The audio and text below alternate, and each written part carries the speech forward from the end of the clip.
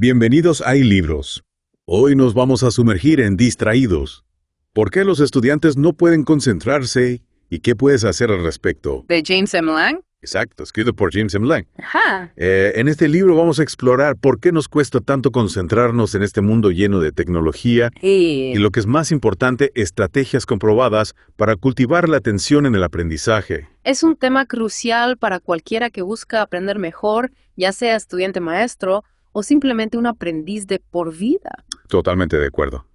Imagínate, estás estudiando para un examen importante y de repente una notificación. Uy, sí. El libro nos recuerda que nuestros cerebros programados para la supervivencia se sienten atraídos por la novedad y la información, Claro. lo que hace que estas distracciones sean casi irresistibles. Sí, por supuesto. Es como si estuviéramos programados para la distracción en este mundo moderno. Interesante lo que mencionas de la programación, porque el libro habla de la doble naturaleza de nuestra atención. Explícanos eso un poco más. Por un lado, necesitamos concentrarnos en una tarea, Ajá. pero a la vez estamos diseñados para detectar amenazas como un pájaro que picotea semillas mientras está pendiente de si viene un depredador. Me encanta esa analogía. Es como si estuviéramos constantemente en alerta máxima. Exacto. ¿Será que nuestra conexión constante a teléfonos y computadores nos está llevando a un estado de alerta máxima digital? El libro nos invita a reflexionar sobre eso. Interesante. Y la respuesta no es simple, ya veo. De hecho, Lang también desmitifica la multitarea, esa idea de que podemos hacer varias cosas a la vez de forma eficiente. O sea que eso de ser multitasking es un mito. En realidad, sí. Cuéntanos más. Piensa en intentar escribir un mensaje mientras conduces. Realmente puedes concentrarte en ambas cosas al 100%, al 100%. Uf, ni hablar.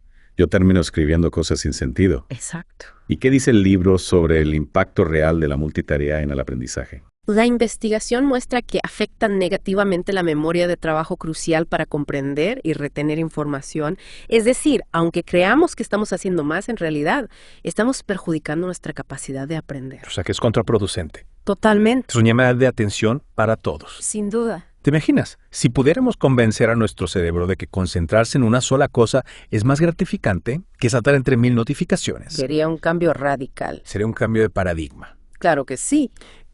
Para ilustrar este punto, Lang nos lleva a un aula de kindergarten. Ajá. Observa cómo incluso los niños pequeños luchan por mantener la atención, Sí. que sobresalen cuando interactúan de forma enfocada con el maestro. Es interesante, ¿verdad? Es fascinante cómo el libro desafía la idea tradicional de que la atención solo se logra en silencio y quietud. Exactamente, la atención puede ser dinámica, puede surgir durante un trabajo colaborativo, una investigación apasionante, o incluso mientras resolvemos un problema durante un paseo. Eso me recuerda a cuando estaba estudiando para un examen de historia y me fui a caminar al parque. De repente todo encajó en mi mente mientras observaba el paisaje. ¡Qué interesante! ¿Crees que el entorno puede influir en nuestra capacidad de atención? Sin duda, el libro también aborda el debate sobre la prohibición de la tecnología en las aulas, presentando argumentos a favor y en contra. Entiendo. Un estudio canadiense revela sentimientos encontrados entre estudiantes y profesores. Desean autonomía, pero reconocen los efectos negativos de la distracción. Es un dilema, prohibir o no prohibir. ¿Qué opinas tú? Es una pregunta compleja. Sí. Y no hay una respuesta única. Ya. Lo importante es encontrar un equilibrio. ¿Crees que existen enfoques más flexibles para gestionar la distracción en el aprendizaje? En lugar de prohibir el libro, propone cultivar la curiosidad como motor de la atención. Me encanta esa idea. La curiosidad nos impulsa a explorar, a hacer preguntas, a buscar respuestas. Etcétera. ¿Cómo podemos convertir la curiosidad en una herramienta para aprender mejor? Lang distingue entre la curiosidad individual, esa que nace de nuestros intereses personales, Ajá. y la curiosidad situacional que se despierta por el entorno o la forma en que se presenta la información. Ya veo. Por ejemplo, un profesor podría usar un objeto misterioso para despertar la curiosidad antes de una lección. Claro. Como cuando éramos niños y nos intrigaba cualquier cosa nueva. ¿Recuerdas esa caja llena de botones y telas que tenía tu abuela? Pasábamos horas explorándola, inventando historias y juegos. Esa era pura curiosidad situacional. ¡Qué buen ejemplo! ¿Y qué estrategias propone el libro para despertar la curiosidad en el aula? El libro ofrece ejemplos concretos sobre cómo reestructurar un programa de estudios o un plan de lección para despertar la curiosidad. A ver, cuéntanos. Por ejemplo, en lugar de presentar un tema de forma tradicional, un profesor podría formular preguntas intrigantes que invitan a los estudiantes a buscar respuestas por sí mismos. Es como convertir la clase en una investigación detectivesca. Y hablando de estructura, el libro compara la atención con la estructura de experiencias artísticas como obras de teatro, sinfonías e incluso charlas TED. Exacto. Propone un enfoque modular donde se planifica la clase en bloques con actividades diversas y bien secuenciadas para mantener la atención a través del cambio y la variedad. Es como dirigir una orquesta de atención. Me gusta esa imagen. Me imagino una clase donde cada actividad es un instrumento diferente, creando una melodía de aprendizaje. ¿Y cómo se traduce esto en la práctica? La clave está en la transparencia y la señalización. Ayudar a los estudiantes a comprender la estructura de la clase con ayudas visuales o señales verbales puede hacer una gran diferencia. Es como un mapa que les permite orientarse en el camino del aprendizaje. Justamente. Genial. El libro también introduce la idea de incorporar actividades distintivas de atención para romper con la rutina y despertar la curiosidad. Me intriga. ¿De qué se trata? Un ejemplo poderoso del libro es la lectura atenta de un pasaje bíblico familiar. Demuestra cómo una nueva perspectiva puede reavivar el interés y conducir a una comprensión más profunda. Es como volver a leer un libro de nuestra infancia y descubrir nuevos detalles que antes pasaban desapercibidos. Exacto. Interesante. El libro sugiere varios tipos de actividades distintivas como la creación de mapas conceptuales, encuestas de respuesta corta con investigación en tiempo real y la invitación a los estudiantes a conectar el material del curso con sus propias vidas. Esas actividades no solo mantienen la atención, sino que también fomentan el pensamiento crítico y la creatividad. Precisamente. Me gusta. Y hablando de mantener la atención, el libro explora una visión matizada de las calificaciones, reconociendo su poder motivador, pero también enfatizando la necesidad de un enfoque equilibrado. A veces las calificaciones se convierten en el único objetivo, ¿verdad? Sí, a veces se pierde de vista el verdadero propósito del aprendizaje. ¿Cómo propone el libro que encontremos un equilibrio entre la motivación y el aprendizaje significativo? Diferencia entre evaluaciones y calificaciones. Explícanos eso. Las evaluaciones nos permiten medir el progreso del aprendizaje y brindar retroalimentación, mientras que las calificaciones actúan como un indicador del desempeño. Es como la diferencia entre un mapa y una brújula. La evaluación nos muestra dónde estamos y la calificación nos indica la dirección a seguir. Me gusta esa analogía. Y las evaluaciones de bajo riesgo. El libro también destaca la importancia de las evaluaciones de bajo riesgo para mantener la atención y fomentar un procesamiento más profundo del material. Son pequeñas pruebas o actividades que nos ayuden a consolidar el conocimiento sin la presión de una calificación final. Exacto. Y estas evaluaciones pueden ser creativas y divertidas. Imagina un concurso de memes sobre conceptos clave del curso o un debate en el que los estudiantes defiendan diferentes puntos de vista. Eso sí que sería una forma de mantener la atención. Y hablando de atención, el libro nos invita a reflexionar sobre nuestra propia atención como docentes. ¿Cómo podemos ser más conscientes en el aula para modelar y fomentar la atención en nuestros estudiantes? Esa es una pregunta fundamental. Sí. La enseñanza consciente implica estar presente en el momento, regular nuestras emociones y ser sensibles a las necesidades de nuestros estudiantes. Es como si antes de enseñar a otros a nadar, nosotros mismos aprendiéramos a flotar con confianza en el agua. Me gusta esa imagen. La enseñanza consciente nos permite crear un ambiente de aprendizaje más positivo y receptivo, donde la atención puede prosperar. Hasta aquí la primera parte de nuestra inmersión en Distraídos. Estupendo. Volveremos pronto para continuar explorando este fascinante tema. Perfecto, te espero con ansias. Retomemos nuestra inmersión en Distraídos. Hemos explorado cómo nuestra atención moldeada por la evolución se enfrenta a los desafíos del mundo digital, la ineficacia de la multitarea y la necesidad de replantear la atención en el aula yendo más allá del silencio y la quietud. Sí, y también hemos visto cómo la curiosidad puede ser un motor para la atención, la importancia de la estructura en una clase y cómo actividades fuera de lo común pueden reavivar el interés de los estudiantes. Es toda una sinfonía de aprendizaje. Precisamente, y ahora entrémonos en el tema de las calificaciones. A menudo se las ve como enemigas del aprendizaje auténtico, pero Lang nos ofrece una perspectiva más matizada. Cierto, reconoce su poder motivador, pero también enfatiza que no deben ser el único motor del aprendizaje.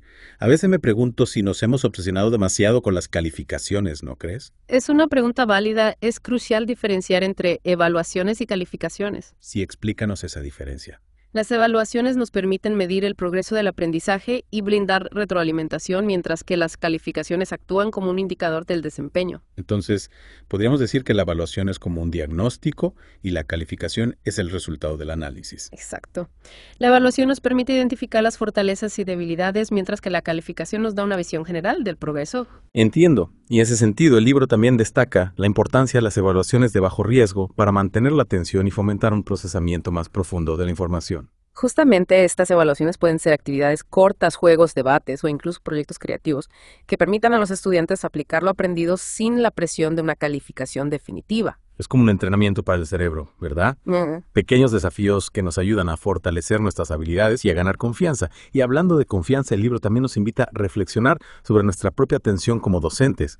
¿Cómo podemos ser más conscientes en el aula para modelar y fomentar la atención en nuestros estudiantes? Esa es una pregunta fundamental.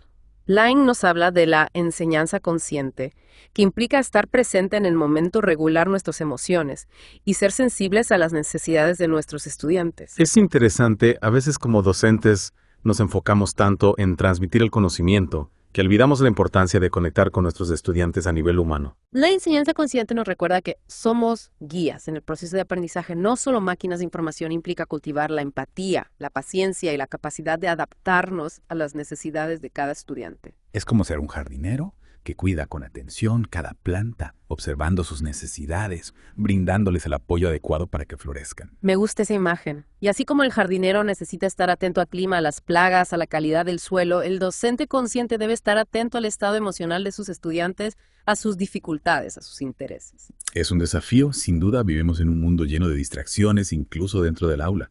¿Cómo podemos crear un ambiente propicio para la atención en un entorno tan estimulante? Lang nos recuerda que la atención no es un recurso ilimitado tanto para nosotros como para nuestros estudiantes. Es crucial ser estratégicos en nuestro enfoque. ¿Qué estrategias concretas podemos implementar para combatir la distracción y cultivar la atención en el aula? El libro propone diversas estrategias. Por ejemplo, planificar las clases con cuidado, incorporando descansos, variando las actividades y utilizando técnicas que reaviven la atención. Es como un juego de ajedrez, ¿verdad? Cada movimiento debe ser estratégico para mantener el interés y el enfoque de los estudiantes. Exacto, y no olvidemos el poder del entorno físico. Un aula flexible, bien iluminada y libre de distracciones puede marcar una gran diferencia. Es como crear un oasis de atención en medio del desierto digital. ¿Crees que la tecnología puede ser una aliada en la lucha contra la distracción?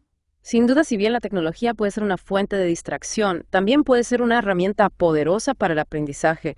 La clave está en utilizarla de forma consciente y estratégica. Por ejemplo, podemos usar aplicaciones para crear juegos educativos, realizar encuestas en tiempo real o compartir recursos multimedia que complementen la clase. Exacto. El libro nos anima a experimentar con diferentes estrategias y encontrar lo que funciona mejor para nosotros y nuestros estudiantes. Es un viaje de descubrimiento, tanto para el docente como para el alumno.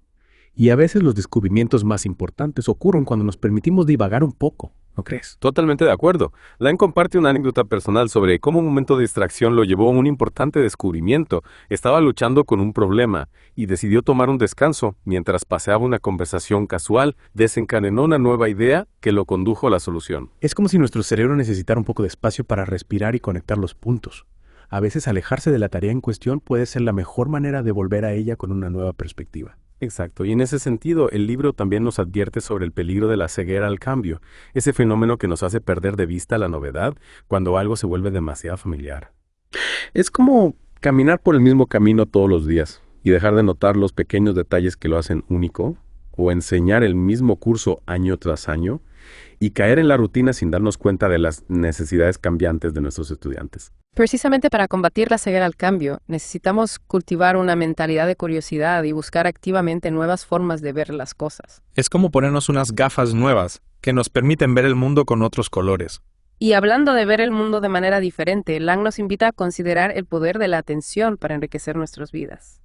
¿A qué te refieres? Señala cómo el arte, la literatura y la música pueden ayudarnos a enfocar nuestra atención en la belleza y la complejidad del mundo que nos rodea. Es como si estas formas de expresión artística nos recordaran la importancia de detenernos, observar y apreciar el momento presente. Exactamente. Y esta capacidad de apreciar el presente, de estar plenamente conscientes de lo que nos rodea, es fundamental para un aprendizaje significativo. Es fascinante cómo Lang conecta la atención con la experiencia estética y con la capacidad de disfrutar la vida en toda su plenitud. El libro termina con una poderosa llamada a la acción, instándonos a crear espacios seguros y de apoyo en nuestras aulas, donde los estudiantes puedan desconectarse de las distracciones y comprometerse con el aprendizaje. Es una visión inspiradora de la educación, como un espacio para el descubrimiento, la conexión y el crecimiento personal, un espacio donde la atención no es una imposición, sino una invitación a explorar, a cuestionar, a crear. Justamente, y para crear esos espacios necesitamos ser conscientes, atentos y comprometidos con el bienestar de nuestros estudiantes. Hasta aquí la segunda parte de nuestra inmersión en distraídos. Y retomando el hilo de nuestra inmersión en distraídos, Sí. hemos visto cómo la atención, la curiosidad y la estructura son esenciales para el aprendizaje.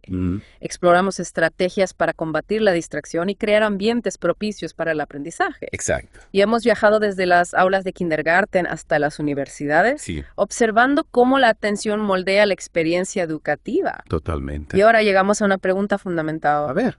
¿Cómo podemos, como docentes, cultivar una mayor atención en nosotros mismos para guiar mejor a nuestros estudiantes? Interesante pregunta, ¿no? Sin duda. ¿Qué nos dice Lang al respecto? Lang nos invita a reflexionar sobre el poder de la enseñanza consciente. Ajá. No se trata de imponer prácticas de atención plena a nuestros estudiantes, Entiendo. sino de adoptar una actitud mental que nos permita estar más presentes y atentos en el aula. Es decir, ser un modelo a seguir. Exactamente. Es como si antes de enseñar a otros a navegar nosotros mismos aprendiéramos a dominar el timón y a leer las estrellas. Me gusta esa analogía. ¿Y cómo logramos esa enseñanza consciente? Implica cultivar la autocompasión, aceptar nuestras propias distracciones como parte de la condición humana. Claro. Y al mismo tiempo esforzarnos por estar más presentes en cada interacción con nuestros estudiantes. Es un equilibrio delicado, ¿verdad? Sin duda. Reconocer nuestras limitaciones sin dejar de aspirar a la excelencia. Precisamente. Y la práctica de la atención plena, ya sea a través de la meditación,